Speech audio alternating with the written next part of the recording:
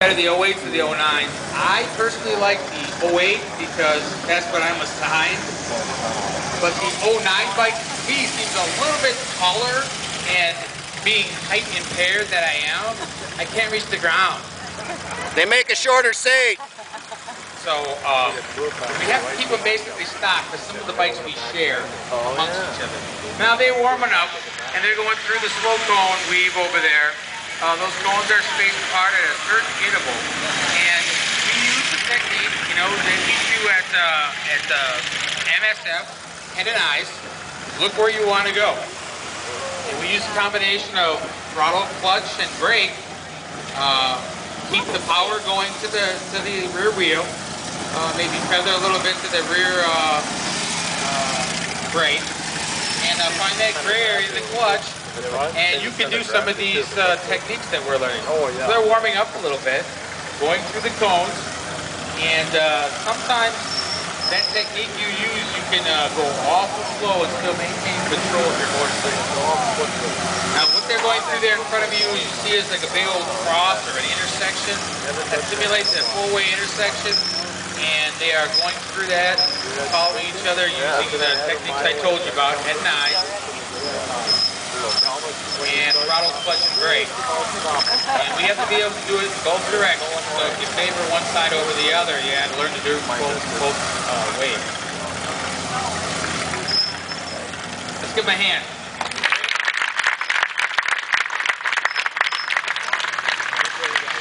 Now occasionally you'll hear them when they really lean over, you'll hear something scrape, and that's just parts and pieces falling off. Don't worry about it.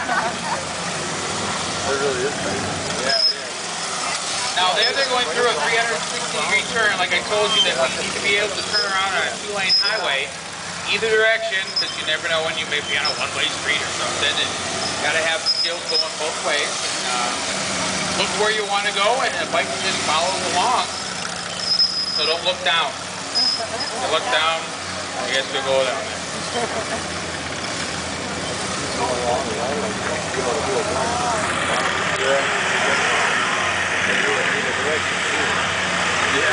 Another thing, you got to make sure you have your tires in good condition, because if you took the MSF course, you know that tire patch on the ground is very small. And we check our tires daily and check all our lights, and we run over a lot of nails. We have to be careful.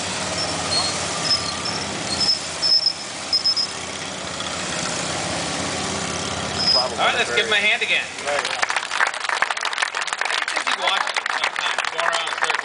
You notice I'm standing up here and I'm not the one doing the circle?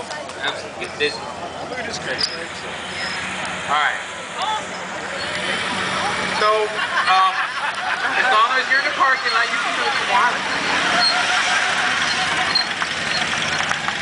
Now, if you're on the highway going around the dotted yellow lines, we're probably going to have a talk with you.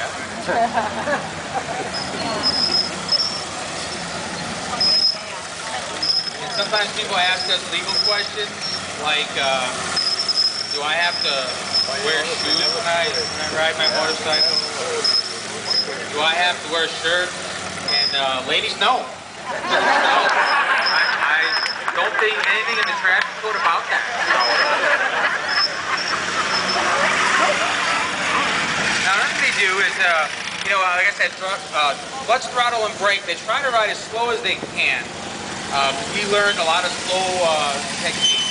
And what we do with each other is we play a little game. The front guy goes as slow as he can and try to make the guy following him put his foot down. Yeah.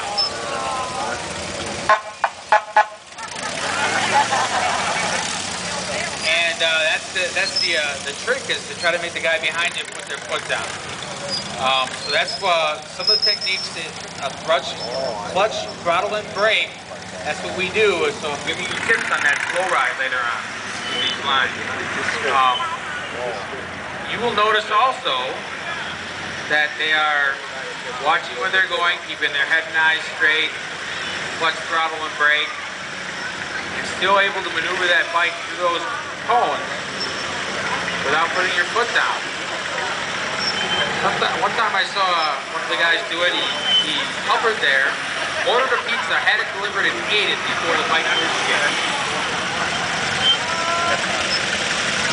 I think it was Little Caesars. They were quick.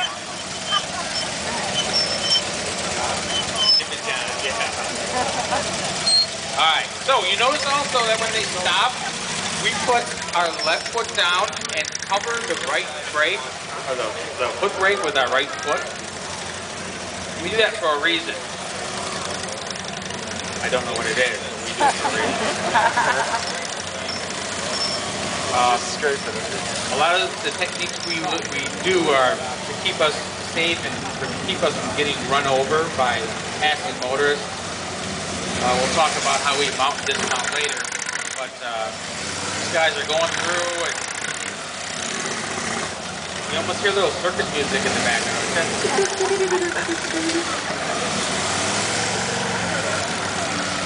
Oh, you hear it all the time in your head? Yeah, sure. How about the voices? You hear the voices in your head all the time?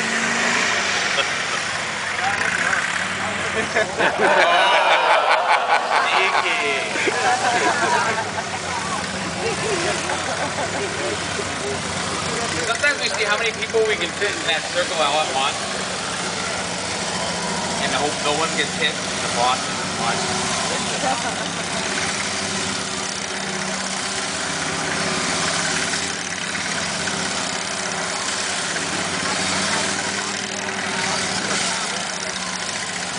Scraping? Yeah. You have to be careful. If you make a lot of scrapes to the left, and you check your jiffy stand spring once in a while, because if it wears through, the jiffy stand won't stick up. It'll like hang out. That's a bad thing. All right. So, I have two here. I better close. Okay. Now, as like I said, they stop with their left foot down and their right foot on that, covering that brake, just in case the bike would roll forward. Most of the time, we're always in gear, ready to go after the bad guy.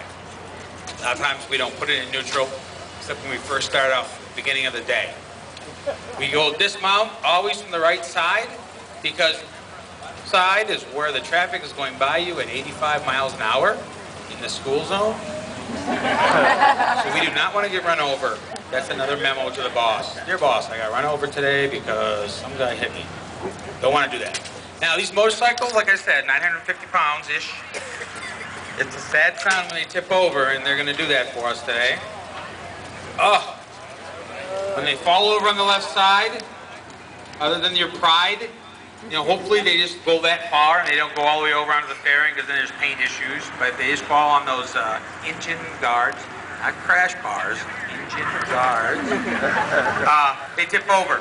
All right, so first thing you want to do is you want to reach up, make sure that the switch is off, the engine's off. Sometimes it'll run, sometimes it'll turn off by itself. Then what you want to do is you want to make sure it's in first gear. You reach down and you put it in first gear after you swear at yourself. Right. Then what you do is you put your seat low, your butt low on the seat. And with your right hand, you're going to grab hold of the handlebars. Do not pull on the clutch on that side. Just hold on to the handlebars. With your left side, grab onto something metal, something substantial, whatever the word is. Not the fiberglass. And you walk the bike up with your legs. Using your legs, and you walk the bike up. Let's give them a hand.